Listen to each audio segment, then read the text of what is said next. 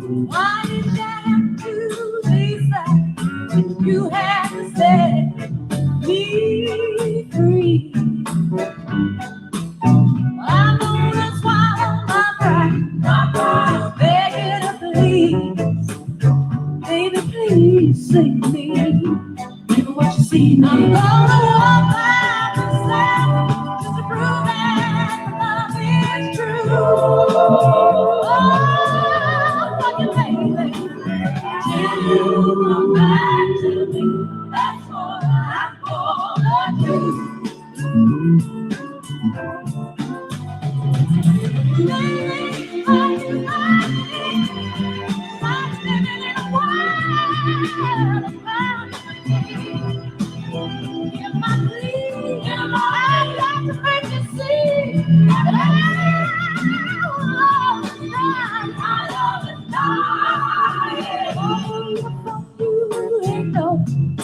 Somehow I love, somehow I must explain. I'm gonna rap on your love, baby. I'm gonna get by your steps until I get through to you. I got to change your view, baby. You come back to me. That's what I'm gonna do. You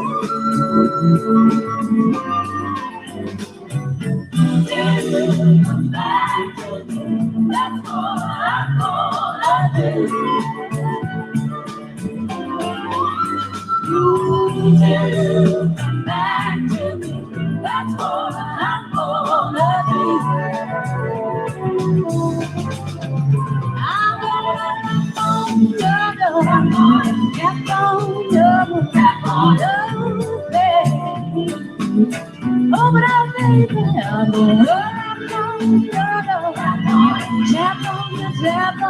I'm gonna tap on you window, baby.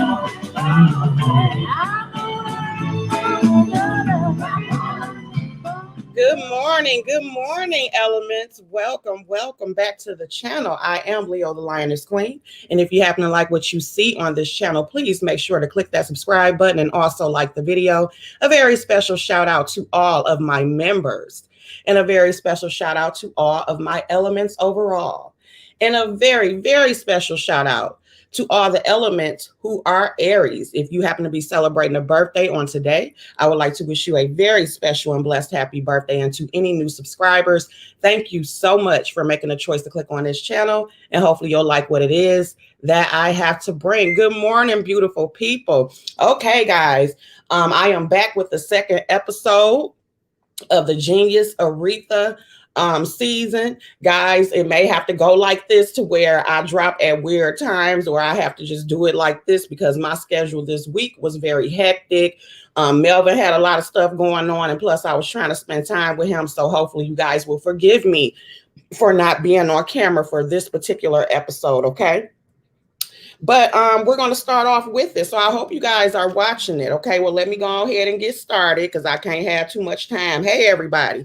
All right. So this is the episode 2, and it is entitled Until the Real Thing Comes. And of course, we hear a song that is entitled that. But I really think what the episode was about overall was her trying to find her way, trying to find a hit. While she was at Columbia. She was signed to Columbia at the time. She was with them for 6 years. And she was having a lot of trouble being able to basically find something that was going to make her cross over, because that is basically what her goal was.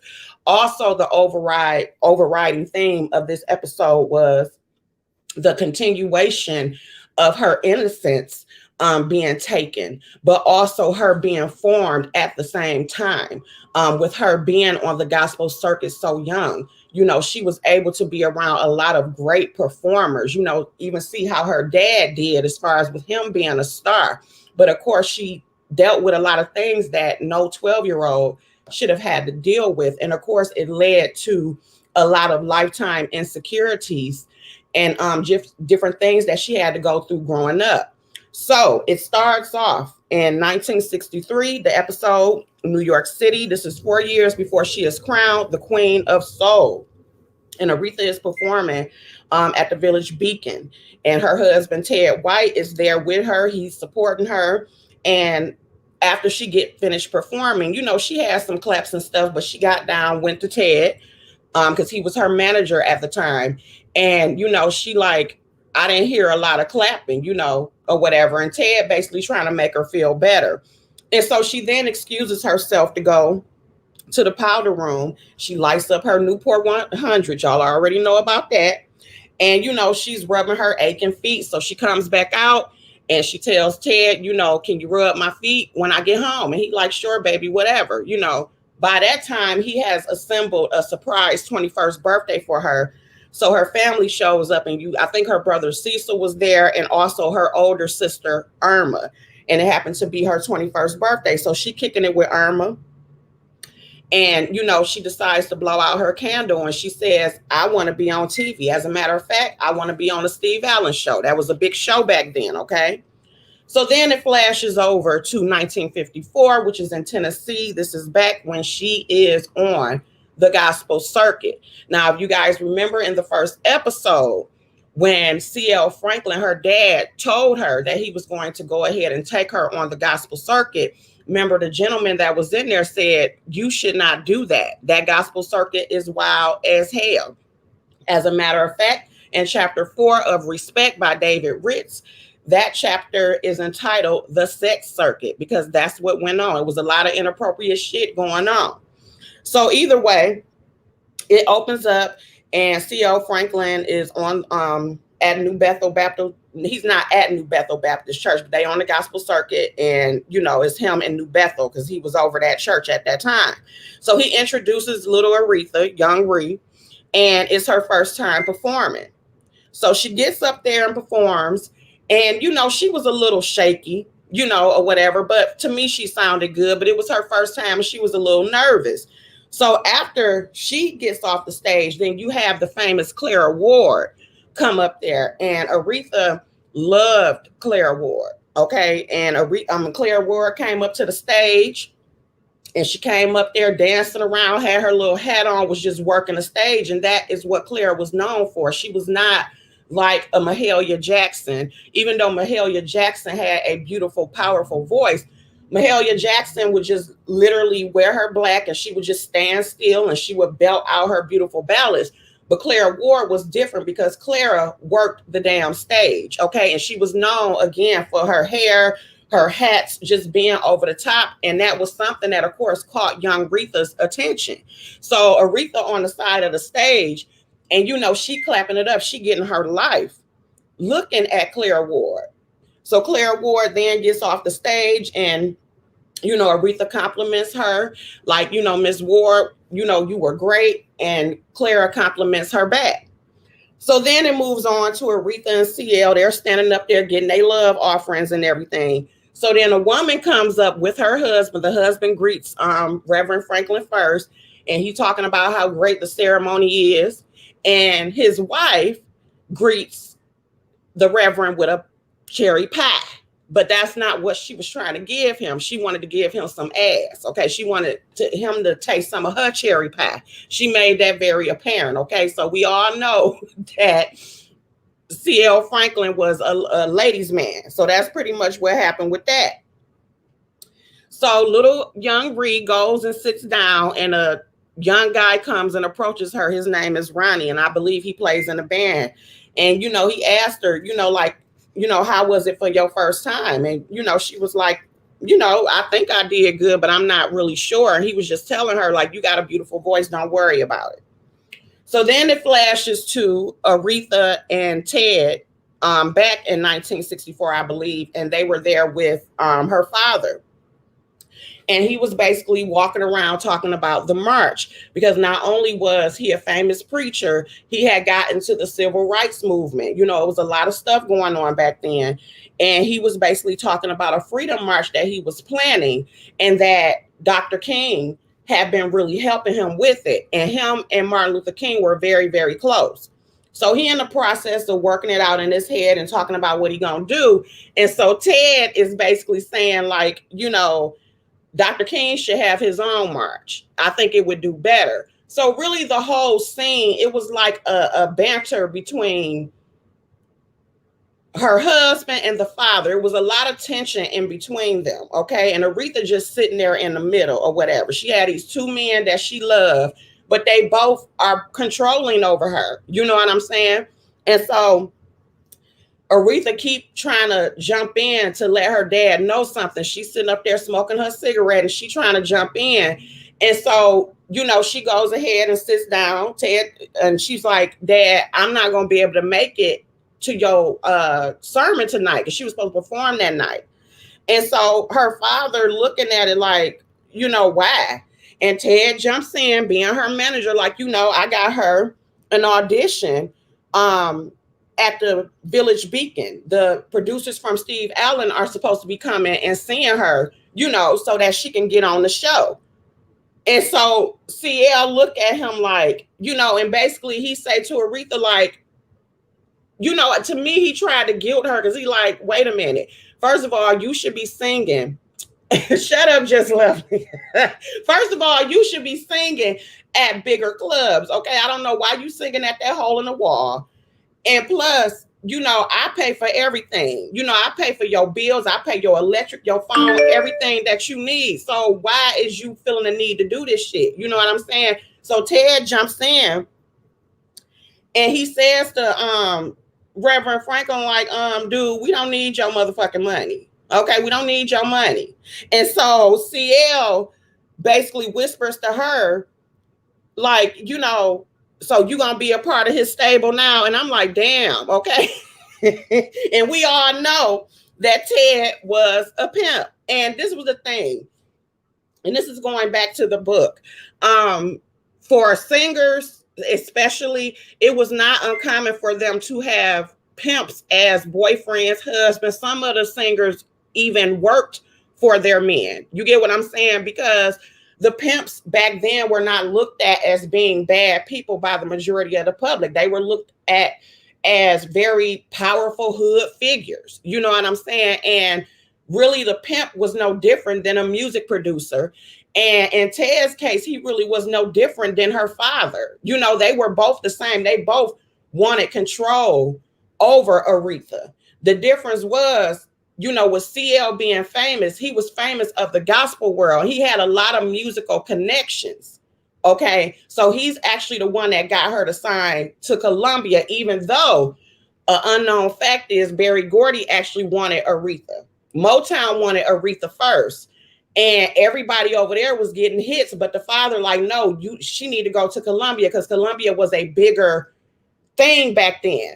Okay, so he was the reason why Aretha went to Columbia. But like I said, he was of the gospel world and Ted was of the secular world. You know, they knew how to survive. And again, they were looked at as very powerful forces, you know, and pretty much they were sought out by women and looked up to by men. A lot of people got with them in order for protection, you know, and also too, they would provide the money in order to finance a lot of their careers. And that's pretty much what Ted was doing. In the book, they described Ted as being very well dressed. He had a lot of knowledge of the world. He was very well read. You know, he was different than the other pimps. He was not super flashy. You know, he was the type that would correct you on, you know, he knew all the different type of wines, all type of perfumes. He had suits flown in from overseas and all types of stuff. So they really accredit Ted, even though the relationship ended up getting fucked up later on. But they really accredit Ted with basically making Aretha Franklin become a woman. He was also able to kind of wring her away from her father, because other than that, her father was the one who was in control. So again, back to the table scene, you basically see them, you know, have it seeing who dick is the biggest. That's pretty much what was happening. So, okay. So it jumps to after Aretha performs or whatever at the Village Beacon. She goes and sits down with Ted and a producer of the Steve Allen show. You know, they're talking about her performance. And so next thing you know, CL walks in after he preached that night. and he met them at the club, and he introduces himself. And, Ted asked him, well, what did you think about her performance? And the producer lets him know, like, I liked her performance, but it's not the same as when she performs in person. Like, it don't sound the same on her records as it does when she's in person. And so, CL jumps in and he like, my daughter been performing since she was 12 or whatever. So it's like a lot of this episode, you see the control going back and forth from Ted to CL Franklin. Okay. So Ted excuses himself from the table or whatever to go get a drink. And the producer is gone by this point too. And so, CL is telling her, like, Aretha, he dragging you down. But actually, before he left the table, CL Franklin was telling Ted, like, it's the way that you talk to producers. You know what I'm saying? Like, you got to say stuff a certain type of way. And so Ted excuses himself from the table. And then that's when her father starts talking to her and like, this man is dragging you down. You're not going to ever get a hit or get anything until you get rid of his ass. He don't know what he doing. You know what I'm saying? And that was his attitude about it. And so next thing you know, it flashes to Aretha and Ted being inside John Hammond's office, which was he was a singer too, but he worked for Columbia. And he pretty much was, he discovered a lot of talent. He discovered Barbara Streisand and Diana Ross. It was a whole, but not Diana Ross. It was a whole bunch of other people that was on the roster on there with Aretha. And so he confronted her about missing a radio interview that she was supposed to do this morning. So she's sitting up there making excuses, like, I'm a newlywed and, I'm sorry, basically apologizing. And then Ted jumps in and said, no, I'm the manager, we should have been there, whatever. And he basically letting her know, like, look, we're scheduling this shit for you and you're not doing what you are supposed to do. Yes, you have a beautiful voice and everything like that, but you have to do the work. You cannot be disappearing. Now, going back to the book, they said that Aretha was very famous for, having a whole bunch of mood swings, and she would just disappear from everybody for weeks at a time. So it was not uncommon for her not to, because I think the first time she was supposed to perform at the Apollo, she didn't show up for that. She would get into these bad moods, these depressions, and she would just pretty much shut everybody out. And then all of a sudden she would reappear. And that's pretty much what happened.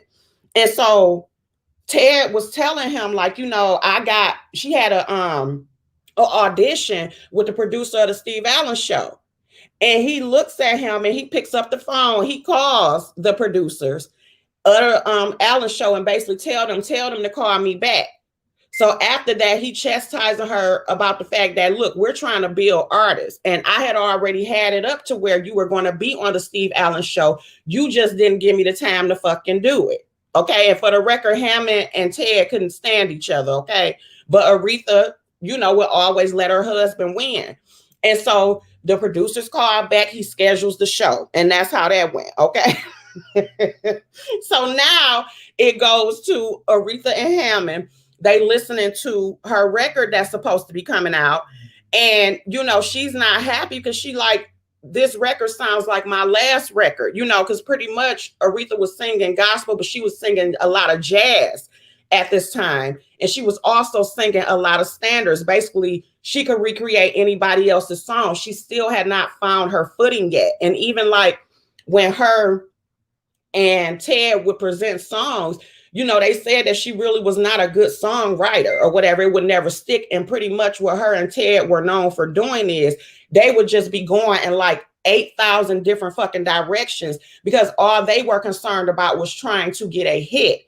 And they didn't understand at that time that it wasn't about that. It was about Aretha finding her sound and them allowing them to develop it. Okay. So that's what pretty much went on with that. So she was basically telling him, like, I want to try different things. I want to be on that wall with all these people that's flourishing on Columbia. It's like I'm the only artist that's not flourishing. We got to find what's going on. And he was like, okay, fine. You want to be the next Julie Garland, we'll let you do it or whatever. If that don't work out, you can always stick to, go back to gospel. But he wanted her to stay with jazz. So now it goes back to the gospel circuit. Claire Ward is fixing her makeup. I think they were about to get on a bus or whatever. She out there fixing her makeup. And young Ree comes up to her and basically like, I want to be like you. She imitating her. And she like, I want to be like you. Can you show me how? So Claire Ward tells her like, baby, all you got to do is you study all the great singers that you love, and then you borrow a little bit from all of them, and then you mix in a little bit of yourself in there or whatever. And that was her advice to her. So Reverend Franklin comes up, takes Claire Ward away. Aretha kind of feeling a little bit of some type of way. So he can see that. And he basically like, okay, baby, I promised the second leg of the tour, me and you are just driving the car. So that'll go back to the first episode where they had that situation with them Klansmen when him and Aretha was in the car. But either way, Claire gives her little makeup case. And so they walk away and they go to do their thing to get on the bus. She runs into the young guy, Ronnie, again. And, he basically being nice to her as usual. And they're looking at Claire Ward and her dad and basically like, they're like gospel royalty. And that is how they were considered back then. Reverend Franklin was considered, they were considered the church's version of Ike and Tina. Okay. That's what they were referred to because they had a very volatile relationship. They actually started dating in 1949. So Melba also left because of the fact that not only was Reverend Franklin spreading that dick to everybody, he was messing with Claire Ward. So that's also why Melba left, the first lady that he started dating after the wife had died. And they basically messed around on and off all the way up until she died in 1973. He was there by her side when she died, but he would never commit to her. And they also say that he was very abusive to her, that it wasn't nothing for him to slap the shit out of Clara in front of any damn body. It was several musicians that accounted to him doing that. They would fight, fuck, perform, everything. And nobody said nothing about it because they were considered to be royalty back then. Okay, so that's where it happens with that. All right. So after that, Aretha performs again. She's still 12. We're still at the gospel circuit.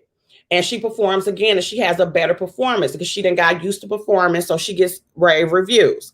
So then it jumps back to Aretha being 22, I think, at this time.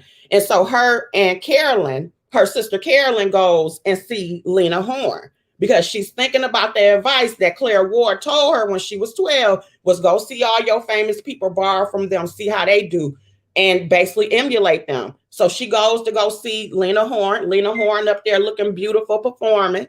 And, Irma kind of shaded Lena Horne and was like, she can't sing worth a damn.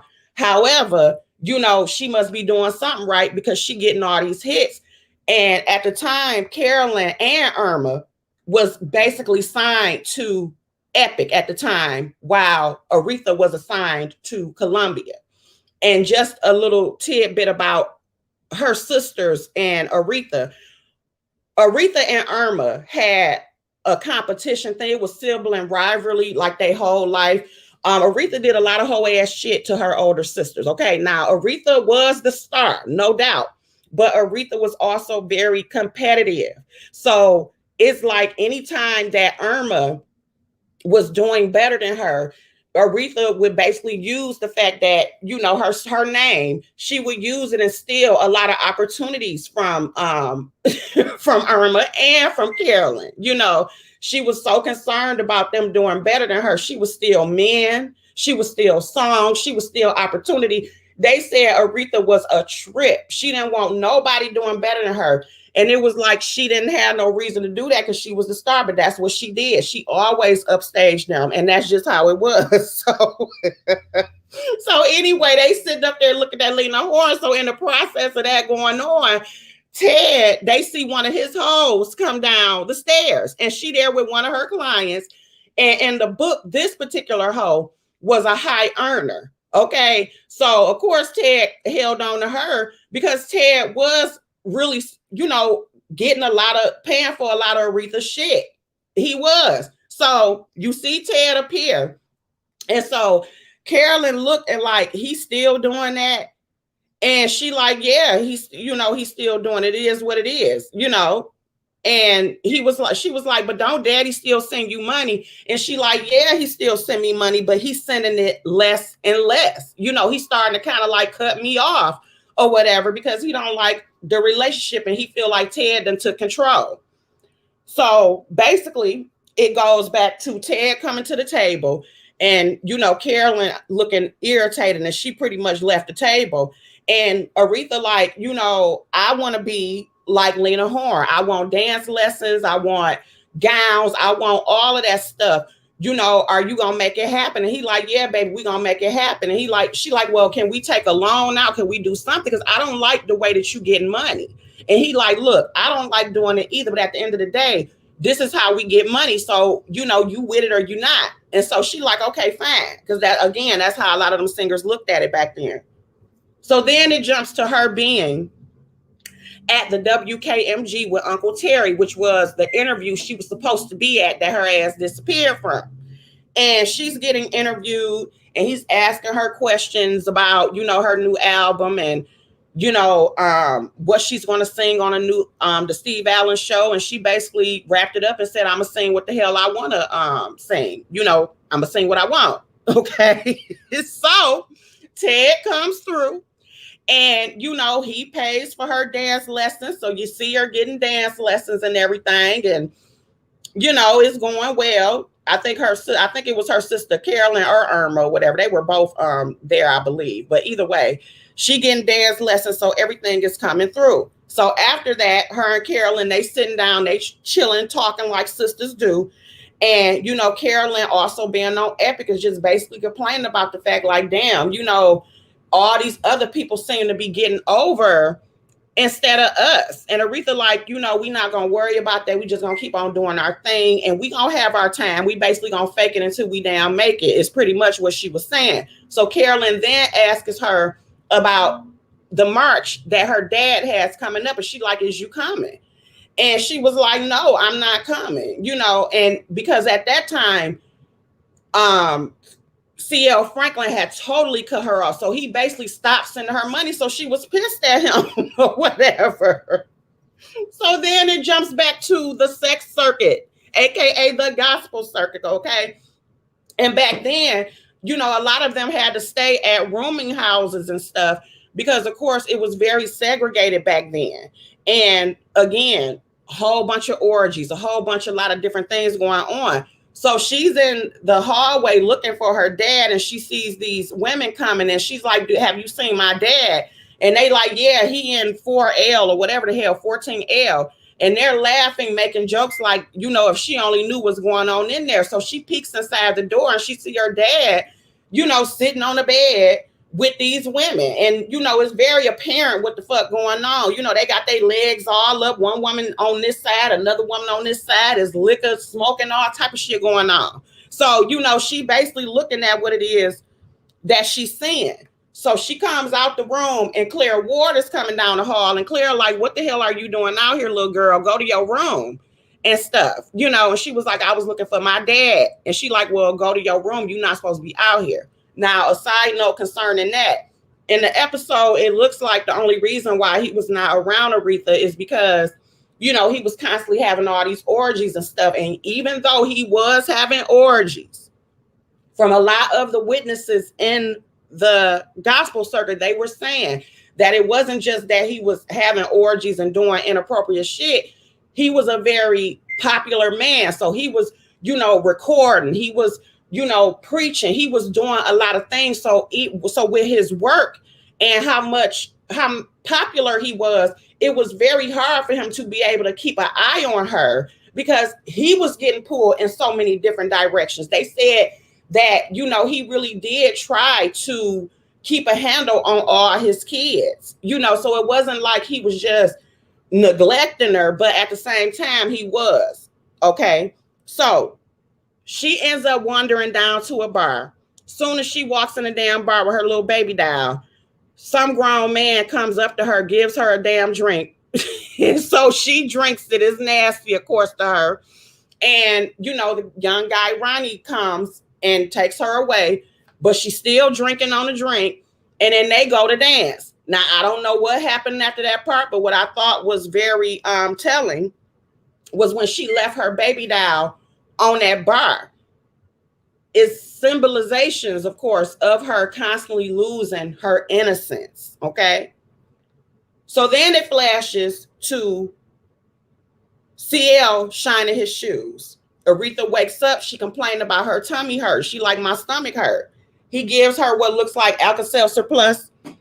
And then he gets back to preaching. Now he's on the stage preaching. And she looking at him and also remembering this flashes in her head of her being at the club, her drinking, no telling what happened with her and Ronnie that night.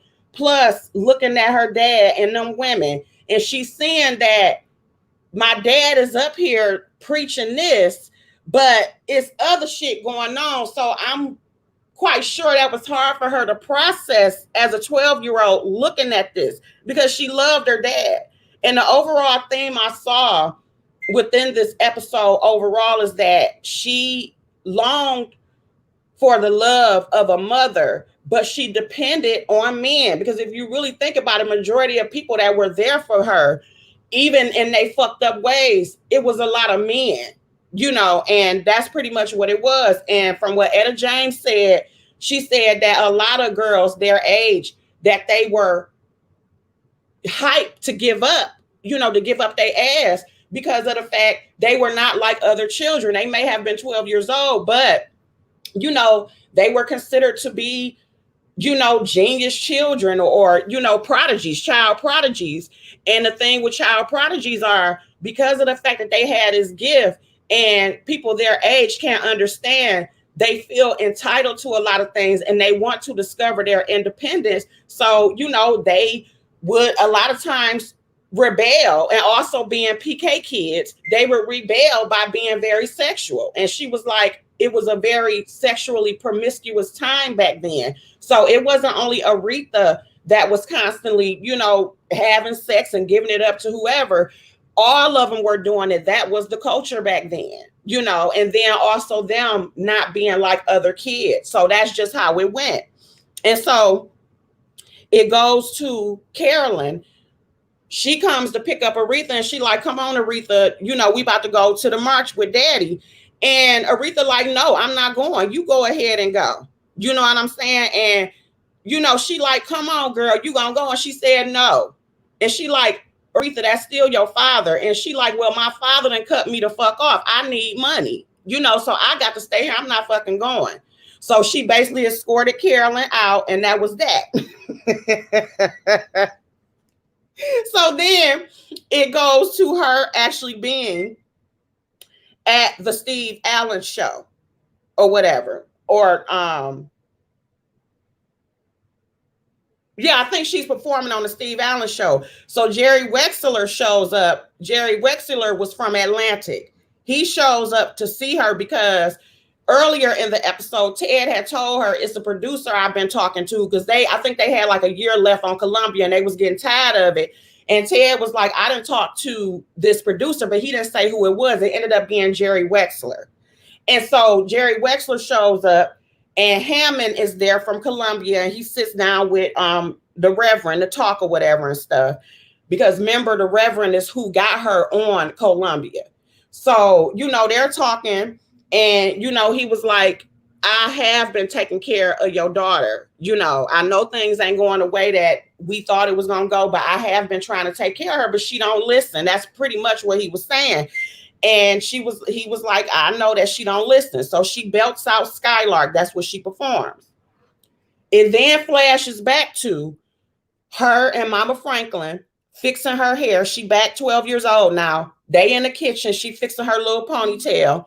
And basically Riri tells her like, Big Mama, my stomach been hurting. I ain't had no period in 4 months. And Big Mama like, well, do you feel different? Do you feel like stuff moving faster? And she like, no. And she felt her stomach and she felt the bump. And she like, well, who did this to you? So CL walks out And he like, who did what? He ain't knowing nothing going on. And she was looking at him like she ain't had no period.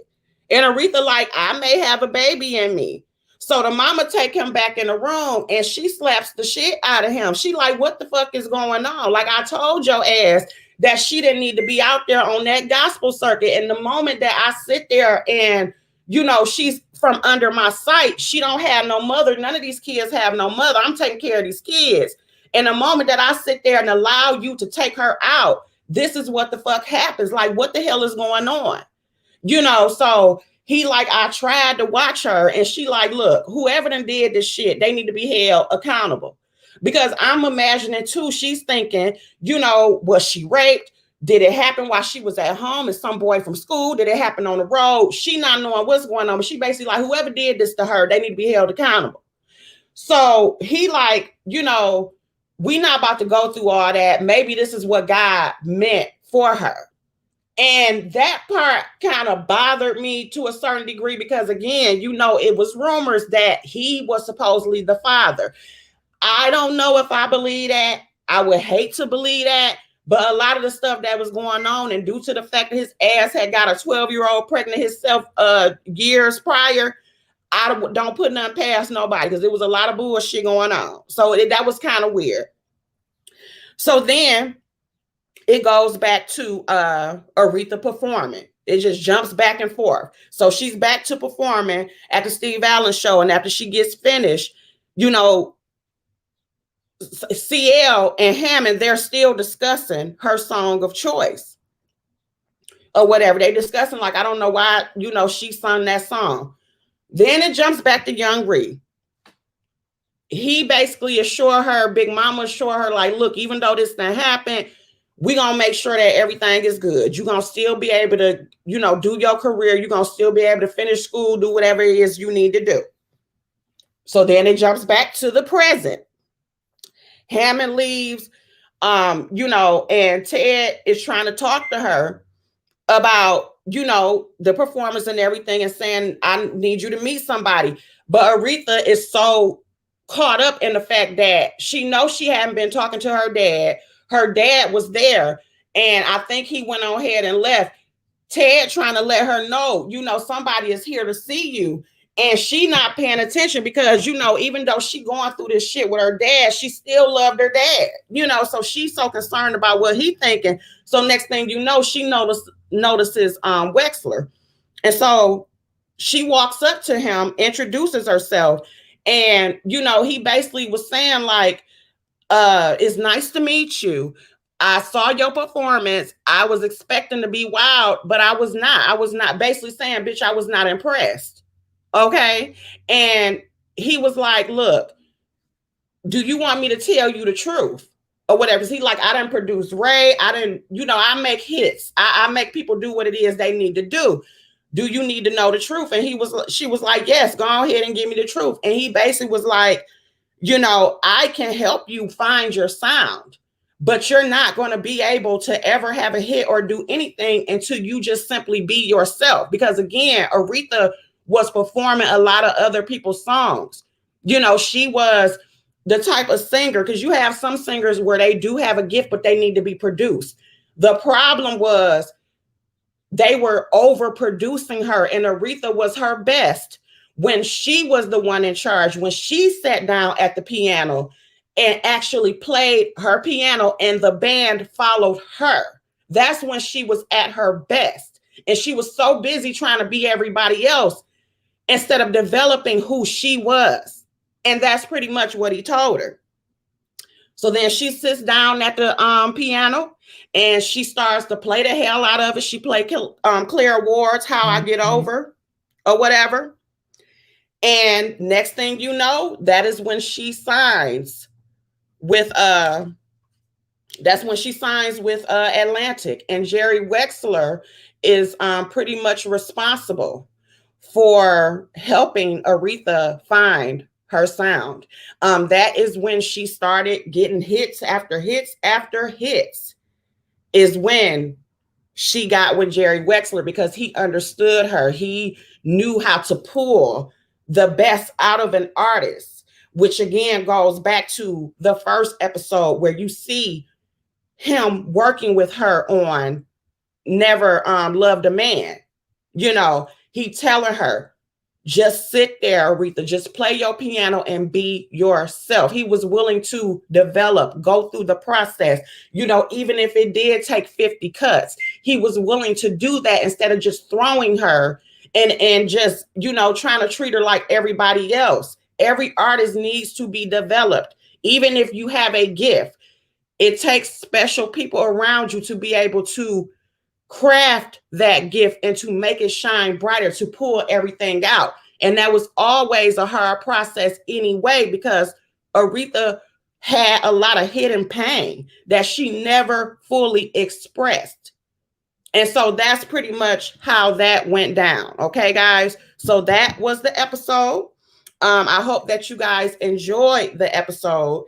And that's what it is. So the next time I come back, I'll be with the episode 3, and we'll talk about that. I'll probably be on camera that time if I can. If not, if I drop them over the next couple of days, that's because of the fact y'all know I'm at work. So I hope you guys enjoyed it. I'm gonna actually make a playlist of it for the Genius episodes. That way you can follow all of them. Okay.